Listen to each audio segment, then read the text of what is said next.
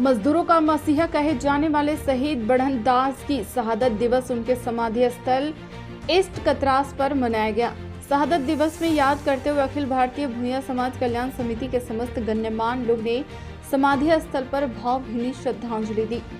अखिल भारतीय भूया समाज कल्याण समिति के महामंत्री इंद्रदेव भूया ने कहा कि मजदूरों का मसीहा बढ़न दास की आज 27वां पुण्यतिथि मनाया गया। कहा जाता है कि वह हमेशा गरीबों के हक अधिकार के लिए लड़ा है। धनबाद में माइनिंग के बारे में इतनी अच्छी जानकारी थी कि किसी प्रकार की अंडर माइंस में परेशानी होती थी तो बढ़न दास जी को याद करते थे। लायंस क्लब ऑफ कतरास के उपाध्यक्ष राजेश स्वर्णकार ने कहा कि आज विडंबना ऐसी है कि बहुत सारे लोग गरीब मजदूरों का हक के रूप में खड़ा होकर ट्रेड यूनियन बनाकर 3-4 गाड़ी में घूमते हैं, लेकिन गरीबों के हक के लिए कुछ नहीं करते। उनका कहना है कि हमें उनके जैसा नहीं बल्कि शहीद बढ़न दास जैसा बनना है। वहीं कंचनपुर पंचायत के पूर्व मुखिया सीताराम भैया ने कहा कि आज दौर चल रहा था उदारीकरण। उस समय ट्रेड और यूनियन का बहुत बड़ा रोल था। उस समय यूनियन में गरीबों का मसीहा कहे जाते थे। आज के शहादत दिवस क्या है? आज के शहादत दिवस क्या है? देखिए, शहादत दिवस तो आज है हमारे दिवंगत नेता बढ़न दास जी का, और इस उपलक्ष्य में सबसे दुख की बात यह है कि ये कोयले की राजधानी धनबाद में अभी एक दुकान खुल गया ट्रेड यूनियन का। आप देखिएगा, सब कोई बोलते हैं कि हम मजदूरों का नेता है, लेकिन देखिएगा वो मजदूर का नेता 3-3 गाड़ी से जा रहा है, 4 गो स्कॉर्पियो से जा रहा है, बॉडीगार्ड लेके जा रहा है। और इन सब से अलग थे हमारे बढ़न दास जी। इन्होंने कभी बॉडीगार्ड लेकर नहीं चला और काफिला के साथ नहीं चला, इनके साथ मजदूर थे। और ए.के. राय साहब भी इसी तरह के नेता थे। और आज ट्रेड यूनियन के नाम पर हम लोग बहुत क्षतिपूर्ति जो हुआ है बढ़न दास जी के नहीं रहने पर, आज मजदूरों का काम नहीं हो रहा। आज के ट्रेड यूनियन का नेता एक दुकानदार की तरह चला रहे। और हम उम्मीद करते हैं कि अभी हम सबके बीच में जितने भी लोग हैं उन्हीं में से 4 बढ़न दास पैदा ले और गरीबों के लिए काम करे, सिर्फ दुकानदारी नहीं करे। उनकी जीवनी पे आप क्या कहें? उनकी जीवनी संघर्ष भरा जीवनी रहा हमेशा, शुरू से वो बचपन से ही।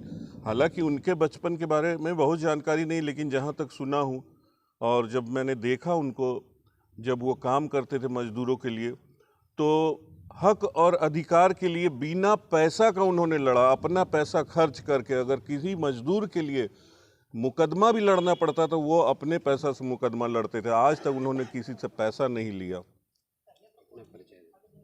मेरा नाम राजेश स्वर्णकार है, और चूंकि मैं कतरास से हूँ और कतरास चारों तरफ कोयलेरी से घिरा हुआ क्षेत्र है, यहाँ पे मजदूरों की समस्याएं बहुत है। फिलहाल मैं कतरासगढ़ लायंस क्लब का उपाध्यक्ष हूँ, और चूंकि मजदूरों से जुड़े मामले में मैं जहाँ भी बुलाया जाता है मैं रहता हूँ और एक सामाजिक कार्य करता हूँ।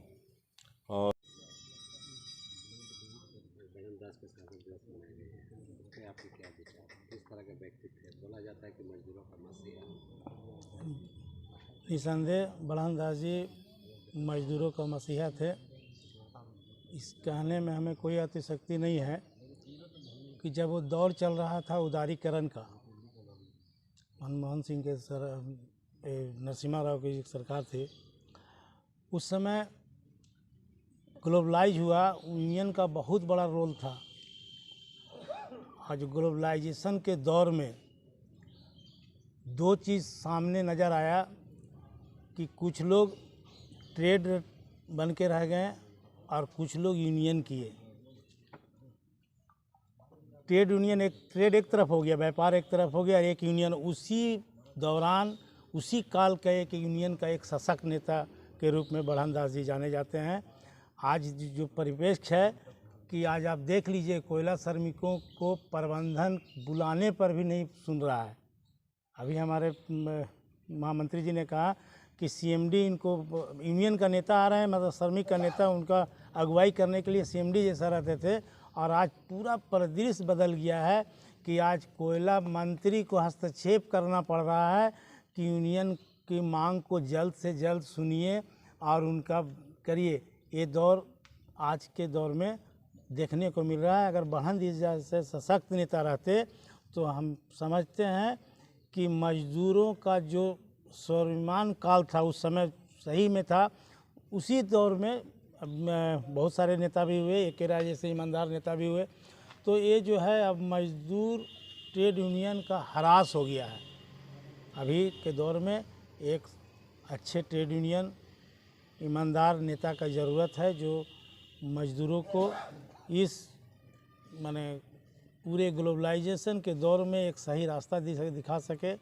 और हम समझते हैं कि इनका जो कार्यकाल था, इनका जो काम करने का तरीका था, इसी के रास्ते पे चलकर हम आगे मजदूर को भलाई कर सकते हैं। बड़न दास को मजदूरों का मसीहा कहा जाता था। बिल्कुल गरीबों का सुख दुख में एकदम बढ़ चढ़ के हिस्सा रहा। और सबसे बड़ा बात है कि हम पुअरेस्ट ऑफ द पुअर, सबसे निचले समाज के सबसे अंतिम व्यक्ति गिने जाते हैं।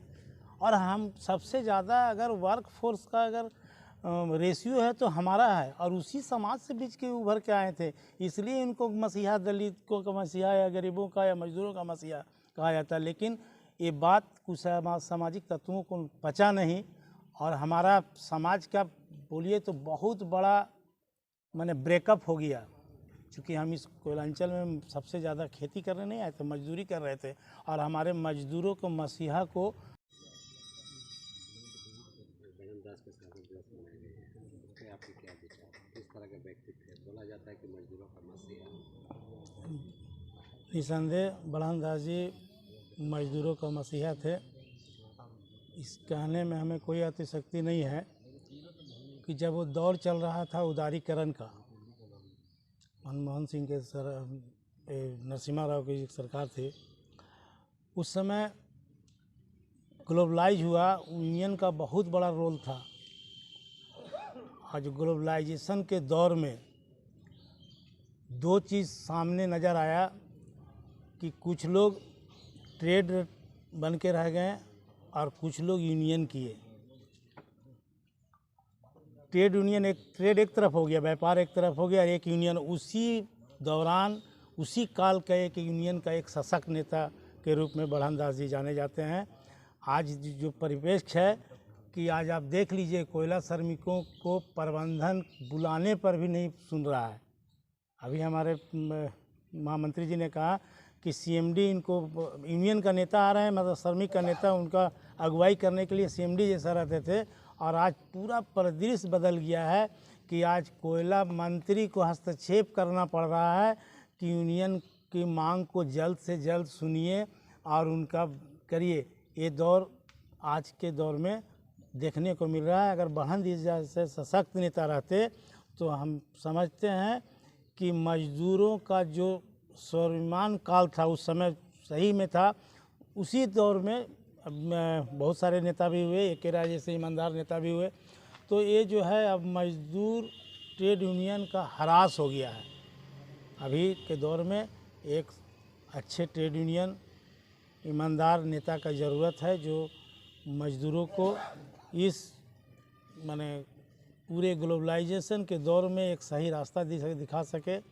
और हम समझते हैं कि इनका जो कार्यकाल था, इनका जो काम करने का तरीका था, इसी के रास्ते पे चलकर हम आगे मजदूर को भलाई कर सकते हैं।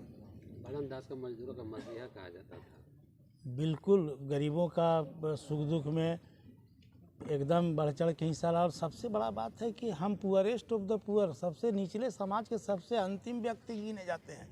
और हम सबसे ज़्यादा अगर वर्क फोर्स का अगर रेशियो है तो हमारा है, और उसी समाज से बीच के उभर के आए थे। इसलिए इनको मसीहा, दलित को का मसीहा या गरीबों का या मजदूरों का मसीहा कहा जाता है। लेकिन ये बात कुछ सामाजिक तत्वों को पचा नहीं। और हमारा समाज का बोलिए तो बहुत बड़ा माने ब्रेकअप हो गया। क्योंकि हम इस कोयलांचल में सबसे ज़्यादा खेती करने नहीं आए थे, मजदूरी कर रहे थे। और हमारे मजदूरों को मसीहा को